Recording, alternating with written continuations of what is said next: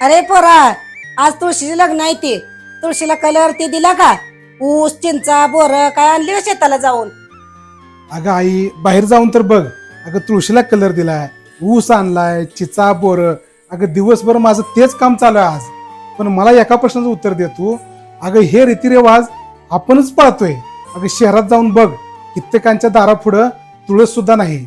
आणि अशा पूजा करत असतील असं तर मला वाटत पण नाही बघ. अरे बाळा, आपल्या मराठी धर्मात आज्या पंजापासून ही परंपरा चालत आलेली आहे त्या.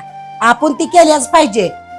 अगं पाळायला काय नाही ग आई, ती परंपरा आपण पाळू बिन पुढं पण नेऊ. पण ह्याच्यातून काय मिळणार आहे? योग बाळा, ह्या रीतिरिवाजानं काय मिळेल काय नाही मला काय माहित नाही.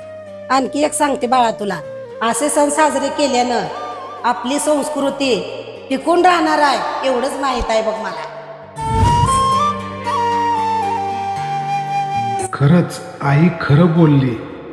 आपण ही संस्कृती जपली तरच ती भविष्यात टिकेल.